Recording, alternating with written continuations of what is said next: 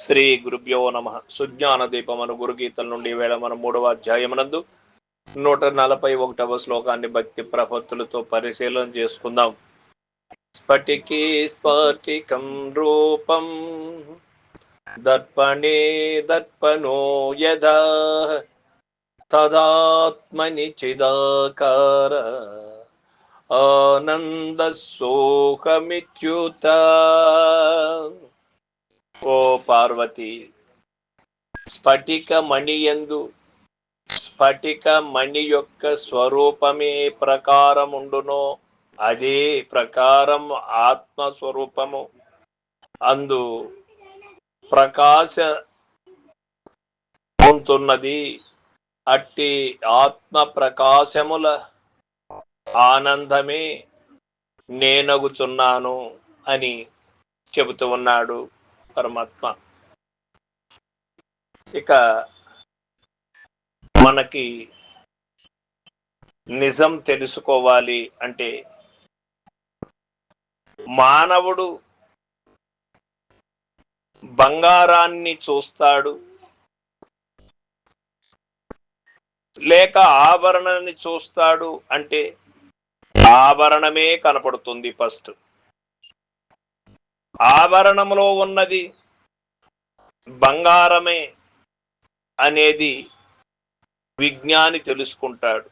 జ్ఞాని అనేటువంటి వాడు ఆభరణాన్ని తెలుసుకోగలుగుతాడు. కాబట్టి ఈ యొక్క పటికములో ఉన్నటువంటి శక్తిని నేనే అంటూ ఉన్నాడు అంటే ఆ యొక్క దేదీప్యమానమైనటువంటి శక్తి ఎందులో ఉన్నది అంటే అద్వైత పరంగా మన్ను ఒక్కటే, కుండలు వేరు, బంగారం ఒక్కటే, ఆభరణములు వేరు, ఆవులు ఒక్కటే, పాలు ఒక్కటే, ఆవులు రంగులు వేరు.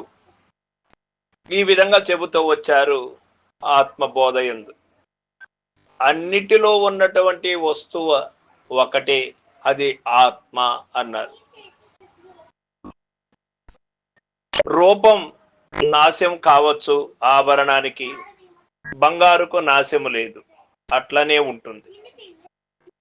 మన్నుతో తయారైనటువంటి వస్తువులు రూపాంతరం చెందవచ్చు, కానీ మన్ను మన్నుగానే ఉంటుంది అని చెప్తూ వచ్చారు. ఆ విధంగా రూపాంతరం చెందకుండా ఏ వస్తువు అయితే ఉన్నదో అదే ఆత్మ అని. ఆ రూపములకు కారణమైనటువంటి వస్తువు ఆత్మే కదా. ఆయా ఆత్మ ఇన్నిటికి కారణమైనది. ఆత్మ ఆత్మగా ఉండకపోవడం వలనే ఇన్ని రూపములు చెందడము వలన, ఇన్ని గుణములను పొందడం వలన ఈ దుఃఖములకు కారణమైనది. ఈ దుఃఖ నివృత్తి కావాలి అంటే గురుముఖత విచారించి ఉన్న వస్తువును ఉన్నట్టుగా గుర్తించి, లేని దాని లేనుగా గుర్తించి, లేనిది లేదు అనే నిశ్చయానికి రావలసి ఉంటుంది.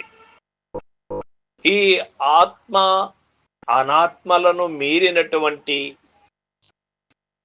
దైవాన్ని తెలుసుకోవాలి అంటే ఈ ఆత్మ అనే ఒక జ్ఞానము ద్వారా, ఈ ఆత్మ అనే ఎరుకు ద్వారానే వెరగాల్సి ఉంటుంది. ఆత్మ లేకపోతే ఎరిగే దానికి అవకాశము లేదు.